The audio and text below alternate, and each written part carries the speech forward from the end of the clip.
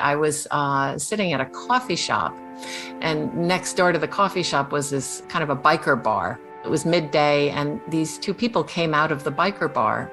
Author and Zen priest, Ruth Ozeki. And they walked across the street to their motorcycle, and it was a man and a woman. The man had a long beard, sort of grizzled gray beard, and a really large beer belly and a leather vest and chaps, and the woman was dressed in very tight pants and very low cut blouse. And I could tell by the way the motorcycle was rigged out, the motorcycle had straight pipes on it. It was one of these very, very loud motorcycles that I just really can't stand, right? And I just had an immediate sense of like, oh, I know who these people are, and I don't like them. It's just this kind of instinctive, aversion just popped up. And I was holding my friend's dog. My friend had gone into the coffee shop to get the coffee, and so I had her dog on a leash. And the dog is cute. So the woman turned around and she just exclaimed, "Oh, what a cute little dog!" And then she and the guy both came over and they started petting the dog, and we just started chatting about various things, and we had the nicest conversation, just really, really nice conversation. And then they left and they got on their motorcycle and turned it on, and oh my God, sure enough, it was a motorcycle that made an enormous amount of noise as they sped off down the street. But it was one of those moments where I just thought, I could see my aversion and my ignorance. It just popped up so quickly, the minute I laid eyes on them, but then it also just vanished the minute that we made a connection. And those things I think happen, they happen all the time. Welcome to Awaken, a podcast from the Rubin Museum of Art that uses art to explore the dynamic path to enlightenment and what it means to wake up. I'm singer and songwriter Raveena Aurora, and I've been learning about the transformative power of art throughout my life. Since time immemorial, art has been used as a portal to better understand ourselves and the world around us. At the Rubin, a museum dedicated to art from the Himalayas, we believe art can inspire us on a path to awakening. And in the series, we're using a specific artwork, the mandala, to explore this journey and the emotions that accompany us on the way. But what is a mandala? A mandala is a guide. People from many cultures and religious traditions around the world use mandalas as maps to navigate their inner lives, including their emotions. Throughout this series, with the guidance of scientists, Buddhist teachers, writers, artists, and activists, we wrestle with 5 challenging emotions: anger, pride, attachment, envy, and ignorance, to help us take a new perspective on how emotions can influence our day-to-day experiences and what they might be able to teach us if we get curious. In this episode, ignorance. Ignorance may be the mind state most difficult to explain, yet it may be the most important, and as with all of our emotions, it's more complex than meets the eye. Ignorance in Tibetan is really nice. Avidya in Sanskrit and Tibetan marikpa, which literally means unawareness. So while we often don't think of ignorance as a feeling, it resides at the heart of the mandala, a reminder of where we want to arrive or return to, the awakened state of curiosity, and as Rinpoche says, the wisdom of all-encompassing space. Not surprisingly, the antidote to ignorance is awareness, an essential skill gained that is associated with mindfulness meditation practices that helps folks wake up. Ignorance. What is ignorance?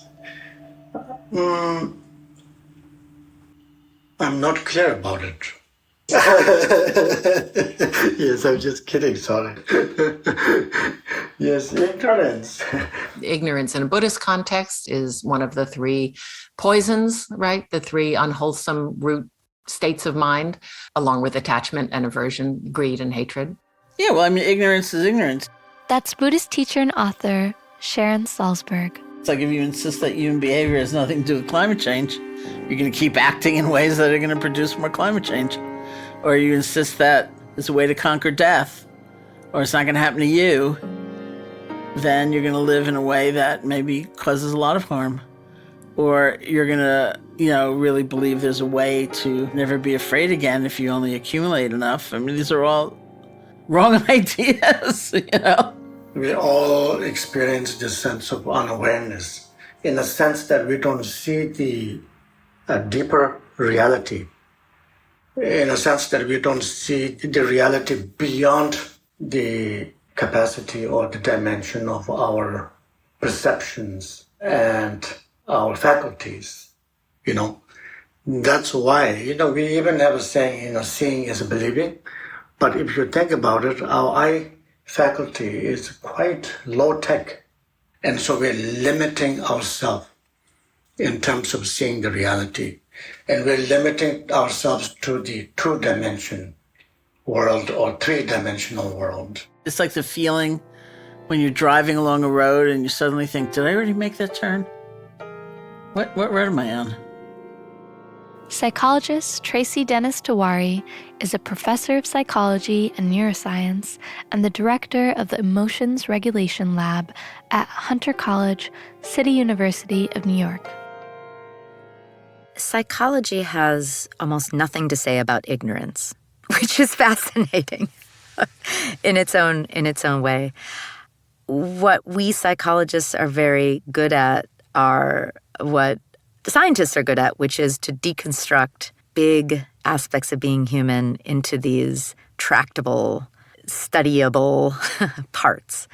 And so ignorance is, I don't think we even like to use that word because it suggests that someone is unable to learn or has failed to learn in such a way that does damage to them and maybe even can't be repaired. They certainly happen in Buddhist retreats, a lot. People are always telling stories about how they develop a kind of ignorant aversion to the way somebody breathes. The person meditating next to them, breathes too loudly. And, in that ignorance, the aversion arises. And then as soon as the meditation retreat is over and people start to talk to each other and make connection, then it's like, oh, wow. Really like this person, So I think that we see those kinds of emotions rising and falling all the time. Somebody made me a cup. That's what people have been doing for me in the pandemic.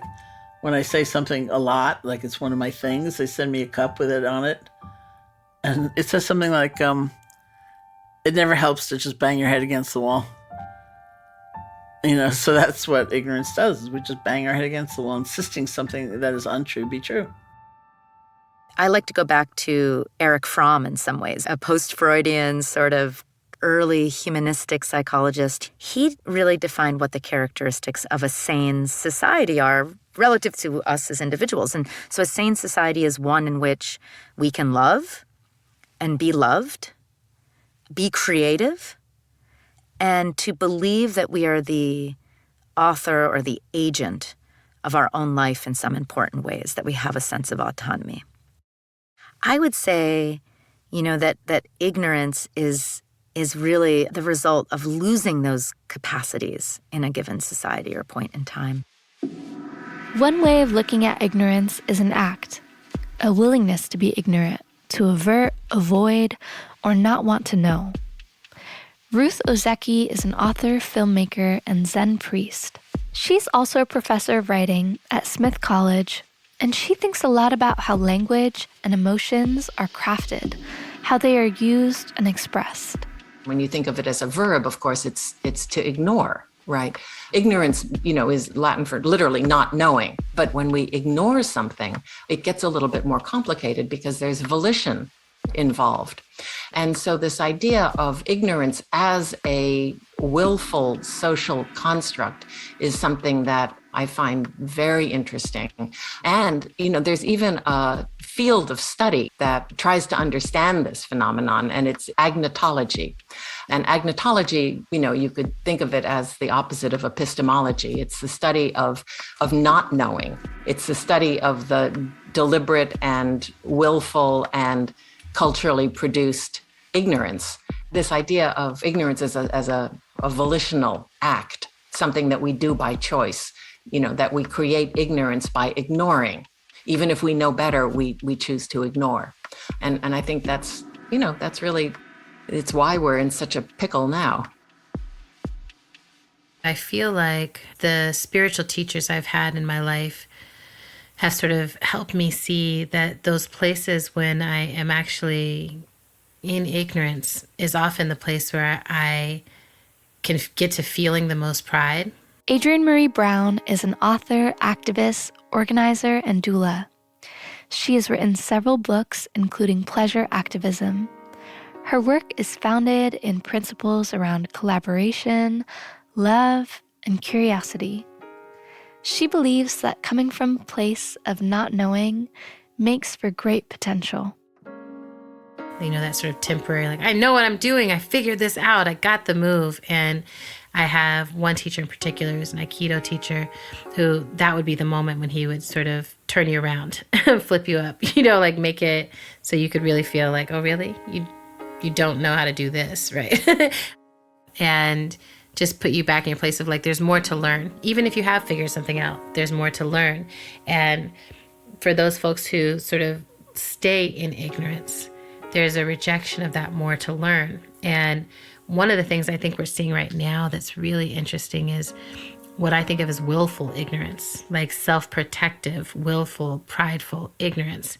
And it's because if you've been given a story in which you get to be superior, even though you haven't done anything to earn that superiority, there's no backing for it. But if you've been given that as a story, and it's actually all you've been given, you've been stripped of culture, you've been stripped of songs, you've been stripped of prayers, you've been stripped of role in the community that feels clear, and you've been left with a story where you have to compete to constantly be better than others, and you're at the top of some amorphous, invisible pile.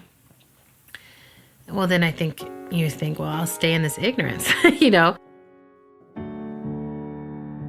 But like all the emotional states explored through the mandala, there's the antidote, the wisdom. And ignorance may have the greatest wisdom of all, awareness, an awareness that sees everything, all the nuances, contradictions, and complications. Again, Ruth Ozeki. In these discussions of ignorance and uncertainty, I always think about the poet Keats and his idea of negative capability, sort of a beautiful concept. He described it as the ability of being in uncertainties, mysteries, and doubts without any irritable reaching after fact and reason. And this idea of being in uncertainties, mysteries, and doubts, to him, this was the mark of a great poet. Shakespeare had this ability. So for Keats, this was really what defined, a truly great poet. Being in uncertainties, mysteries, and doubts without any irritable reaching after fact and reason. And I think that's like so beautiful because that sense of irritable reaching after, you can really feel that, what that feels like. That, I guess, is a form of ignorance. It's a delusion. Certainly, my dad's death, we all know that people die. We learn that pretty young, right? But we don't really know it until we've been through and sort of been with someone who is dying. And when we, are up close and witness this transition. So there's different kinds of knowing. And there's different kinds of ignorance. And I think death is something that, in this culture, we ignore, right? And so that's its own kind of ignorance. We're in ignorance because we ignore it. Whereas the wonderful thing about Buddhism, and I would also say the wonderful thing about novels, is that novel writing and novel reading and Buddhist practice orients you towards these kinds of truths, even if they're painful. And so you, rather than ignoring them, you orient yourself towards this phenomenon that causes suffering, and you sort of explore it, in that way. It's an antidote to ignorance, I think, in that sense. Curiosity, exploration. These are the antidotes to ignorance. And as Ruth points out, art offers an opportunity, a potential to explore and engage with challenging things and see them as they are. That engagement is awareness. And that wisdom has many different aspects. And one of the key elements of this wisdom is the sense of awareness.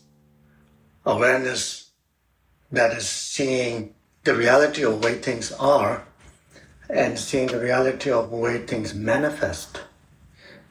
And the enlightened aspect of this energy is called the wisdom of all-encompassing space. In beginner's mind, there's, the possibilities are endless. In an expert's mind, they're few.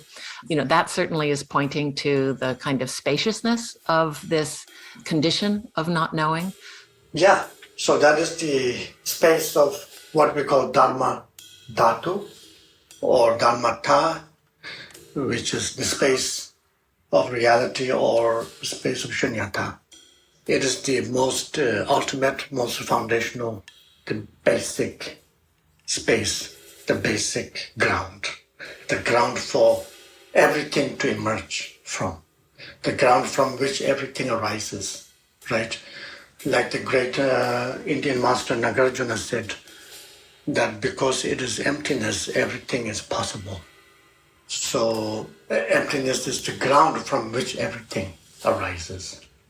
In Zen, there's this famous koan, a story that goes something like this.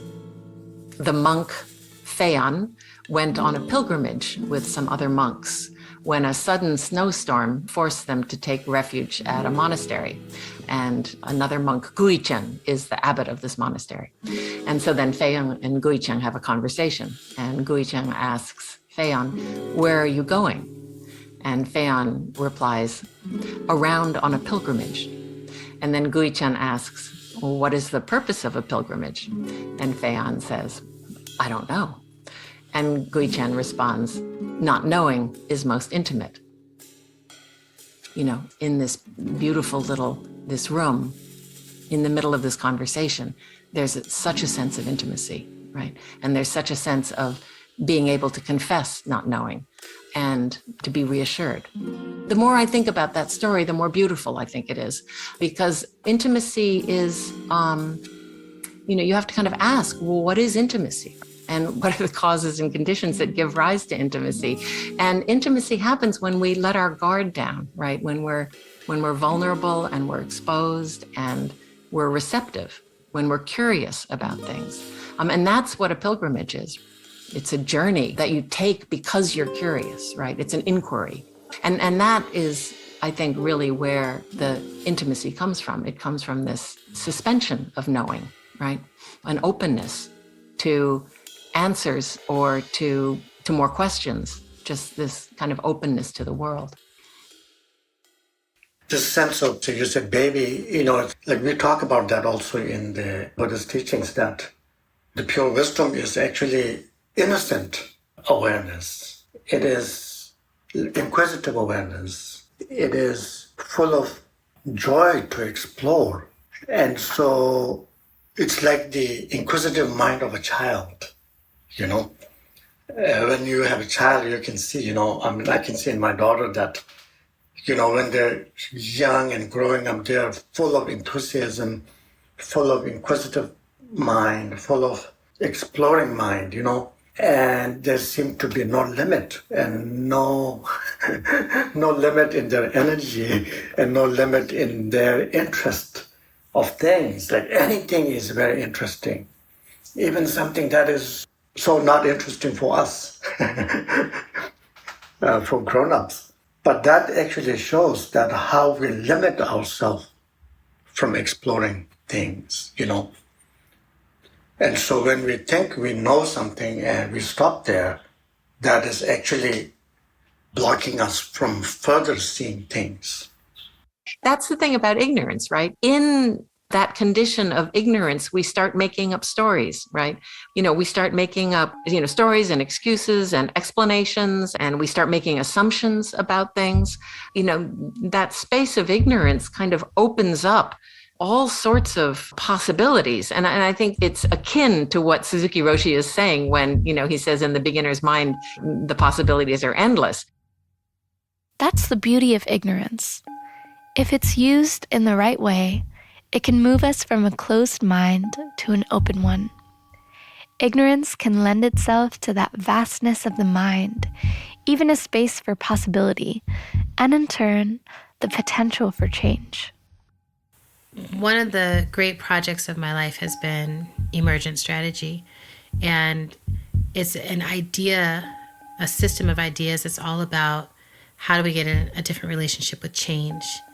And it helps me to also remember that there's a reason I needed to think about those ideas, because there are places where I am willfully ignorant or I struggle to change. And I think if we can all stay in touch with those places, because, the flip side is the righteousness of, clearly this needs to change and I can see how it needs to change, and how dare you not be able to see that. But then we all have those spots where we can't see it, or we actively choose not to do it. Sometimes just because we're overwhelmed, right? In fact, in my first novel, at one point, the protagonist is speculating about ignorance. And, she's talking about how ignorance is an act of will, and it's a choice that we make over and over and over again, especially under certain conditions when we're overwhelmed with information and when the knowledge that we have makes us feel impotent. It makes us feel like we can't have any effect. And so in that case, I think our default is to start to ignore, is to fall into this kind of willful ignorance. I always want people to stay in touch with that part of them that I'm like, how many people right now already know that continuing to use Amazon is harmful for the planet, but continue to use Amazon, right? How many people already know that using punitive systems of justice doesn't actually result in change or ending harm, but still call the police when something's going on in, their community? It's not necessarily that people couldn't talk or couldn't be like, oh, what are mediation circles, or, what are alternatives to this? If I'm starting a novel, I know very, very little at the beginning. And the problem is that I really want to know something. I really want to know what happens in the story. And so there's this sense of being forced to kind of sit in this limbo, this tension between these two poles, the two poles of knowing on one hand and not knowing on the other. And so I spend most of my life, sort of sitting in that generative tension, because I really do think that's where stories come from. They come from that tension, and in order to access them, one needs to cultivate the patience to sit in that limbo, that tension between those two poles. And so that wisdom is actually not just answer, but also having the right question at the right time. Ignorance prevents that kind of intimacy, and it also prevents the exposure to anything new, right? It's a kind of almost a reification of a sense of self, and it creates this distance between yourself and another person. It deflects, in other words. It doesn't welcome, but it deflects. I think that's the best thing, And I got brought into this worldview that we can change everything by people who, had some sense of, we've got it figured out. Like, we know all the strategies, and we just need to talk to people in this kind of way and do this kind of messaging, and yeah, we're good, right? So I really get excited when I see people who are like, I don't know, but here's some clues, or I don't know, but I have figured this thing out, So like, I can speak confidently to figuring out that the body is an important part of this. So I'm like, I don't know everything, but it does seem to make a really big difference to be able to actually feel what's happening in your own body at the emotional level and at the physical health level at any moment in time. And just the act of asking questions, I think, opens up a field of inquiry. It sparks curiosity in a really wonderful way. It sort of develops the muscle of curiosity. And when I write, this is certainly something that I practice as well. Just this, sort of asking into something. I always keep a process journal that lives alongside whatever manuscript I'm writing. And in the process journal, this is where I do these kinds of exercises. And I just kind of keep asking. The process of asking questions, of accepting that we don't know, or that there's always more to learn, is something so fundamental to who we are. We are born into a state of not knowing, of pure openness, and that is always within us. With curiosity comes a broadness of mind, a willingness to not know, but to look, to ask, to observe, to be aware. That is the wisdom from ignorance. To my mind, what's important is asking the questions, and not just asking the questions, but getting in the habit of thinking about the world in questions rather than in declarative statements, And I think one of the problems with the internet and Twitter is that we start to be conditioned to think in terms of answers, and very, very, very short, simple answers, right? And that, I think, is conditioning us in a way that is not terribly helpful. I very often notice that my students feel embarrassed or ashamed when they don't know things. So sometimes I'll ask a question in class and they'll just, be silent. And then I'll say, well, why are you silent? And they're like, well, because we don't know, right? But that's the idea. That's the point. Yes, good you don't know. Good you don't know. It's not something to be ashamed of. The reason we're in school is because we don't know and we want to try to find out, right? And so the idea that if you don't know something, there's something wrong with you, that's so sad, And Zen is full of all of these little aphorisms about beginner's mind. In beginner's mind, there's, the possibilities are endless. In an expert's mind, they're few. That certainly is pointing to the kind of spaciousness of this condition of not knowing. I mean, I think it's true that in a state of ignorance, we start to make up all these stories, right? We start to make up all these explanations. And often they are completely ungrounded assumptions and can be very destructive as a result. So it's something to kind of, I think, be mindful of when we start spinning stories like that, to realize, oh yeah, these are just stories too. I don't know. I just don't know. Again, Sharon Salzberg. I would go back in the language of the Buddhist teaching where they say everybody wants to be happy. Not happy in a superficial sense, but in a more meaningful sense. Like, everybody wants a sense of belonging. Everybody wants a sense of being at home somewhere in this life, within their bodies, their minds, with one another on this planet. We all want that, and it's the force of ignorance that keeps us so full of misunderstanding and going for sometimes the very things that cause so much suffering and so much suffering for others. But we all share that wish to be happy. And so even just doing the almost like little trick we did earlier of saying, well, let's not call them bad feelings or negative feelings. Call them states that when we get lost in them are states of suffering. That's as true for someone else as it is for us. I have a teacher friend, Alta Starr, and she was the first person to introduce this idea to me, like, what if everything is actually all right? Which shook me, when she said it. I was like, it's clearly not. There's injustice everywhere. Like, that's not possible.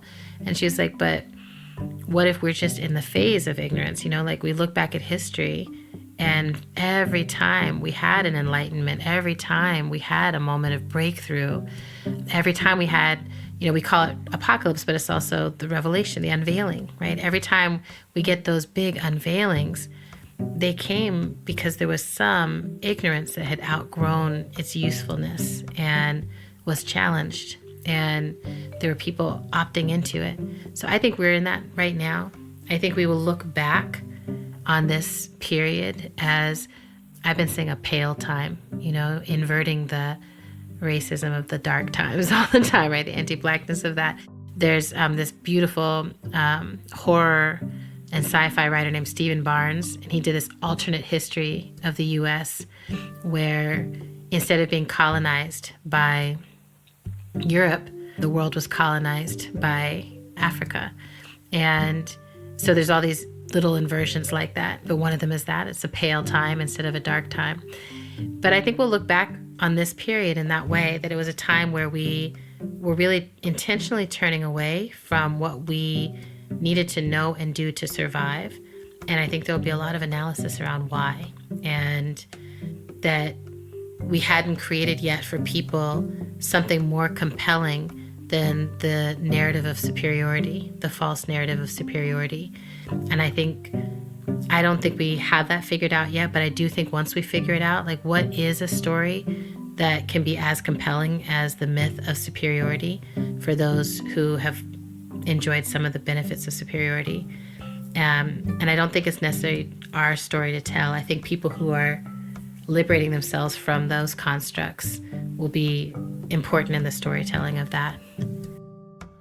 And so we can have a sense of inclusion rather than exclusion. We can have that recognition that our lives really have something to do with one another and that everybody wants to be happy. And so that's loving kindness or love. And it's hard for people, of course, in a very real way. It's hard, with different situations. But if we consider it at least something to explore, then I think it's very powerful.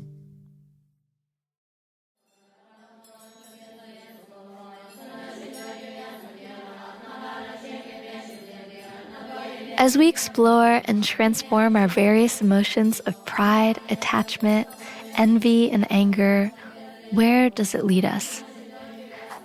The final transformative experience of the mandala is to overcome ignorance so that the wisdom which sees things as they truly are might dawn in us, like a pure, light-filling space. Where do you go to nurture your light?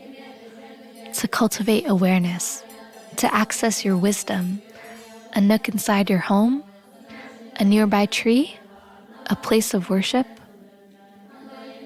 For many Buddhists, it's a shrine room. At the Rubin Museum, the shrine room is a sensory experience, and it is through the senses that awareness can blossom. There is a gentle waft of incense. The flames in the butter lamps flicker in front of muted paintings and glowing sculptures. The offer of prayer beads you can hold and count in the palm of one hand. I do think that the antidote to ignorance is awareness, is, remembering to be aware. Get curious about your own space, wherever you are. What do you smell? What is the quality of light? What are the textures, the sounds? And I think that's one of the hardest things, is to remember that we need to be aware and that we need to be curious. And if you keep all these sensations in balanced awareness, you just might get to glimpse the all-encompassing wisdom, the completeness that comes of seeing things just as they are. And the best way, I think, to remember is to turn it into some sort of practice. Practice curiosity, practice awareness.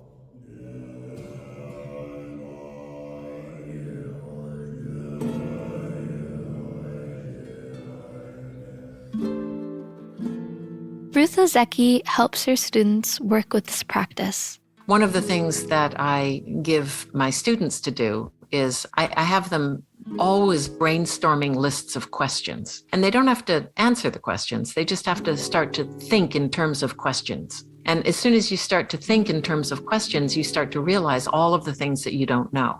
And you become comfortable with that because it becomes a kind of challenge to list all of the things that you don't know. And when they run into a problem with their writing, for example, I have them list all of the questions that they might have about a character or about a scene, just sort of brainstorming their way into this kind of inquiring, frame. One of the things that is very challenging in writing, for example, is to evoke somehow the felt sense of emotions. Right. And so I do these kinds of questioning exercises with my students whereby I will create a situation in class that's uncomfortable. And it's a little bit sadistic, I suppose. But the idea is that I'll ask them to share, to go around the room and share something. For example, share a piece of information about themselves, right? And as soon as they hear that, they immediately, you can see it on their faces, they kind of go into clench mode, right? I need to think of something, right? And prior to this, prior to kind of creating the situation, I've gone through meditation instruction with them. Okay. So they've just finished meditation. And then I ask them to do something that's challenging, that causes anxiety to arise. So then at that moment, rather than starting the exercise, I tell them to close their eyes again and to go back into the body, right? And to locate the feeling, whatever feeling it is, find it in their body, where is it? And just kind of be with it.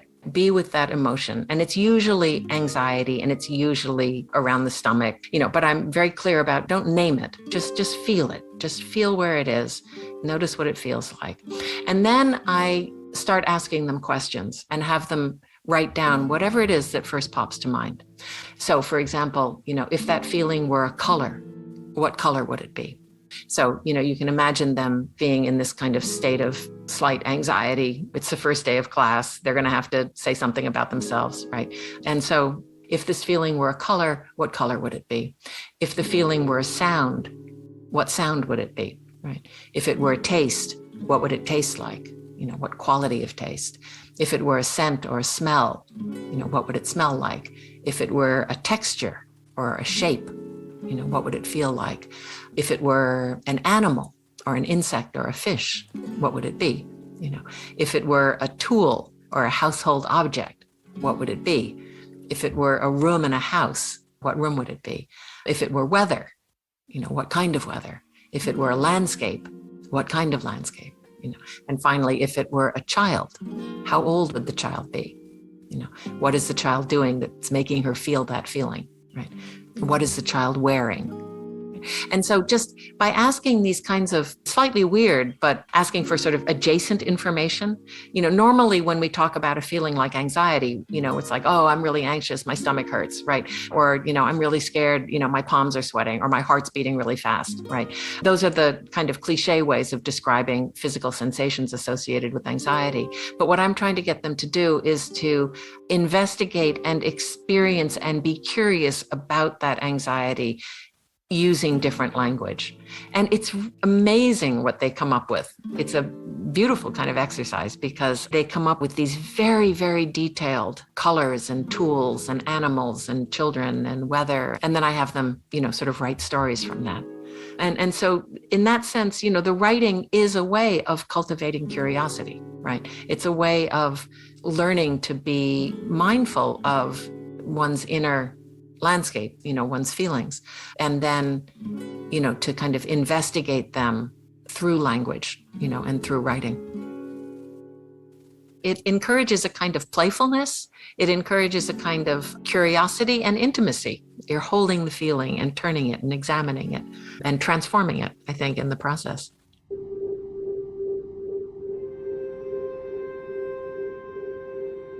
Thank you for listening to Season 2 of Awaken, a podcast from the Rubin Museum that explores the dynamic path to enlightenment and what it means to wake up. I'm singer and songwriter Raveena Aurora. You just heard author and professor Ruth Ozeki, Buddhist teacher and scholar Dzogchen Ponlop Rinpoche, author and Buddhist teacher Sharon Salzberg, psychologist and neuroscientist Tracy Dennis-Tiwary, and author and activist Adrienne Maree Brown. Awaken is produced by the Rubin Museum of Art in collaboration with Sound Made Public. Music produced by Alexis Cuadrado and Hannes Brown, with some additional tracks from Blue Dot Sessions. You can continue the conversation by following us on Instagram at Rubin Museum. And if you're enjoying this podcast, leave us a review wherever you listen to podcasts and tell your friends about the conversation you just heard.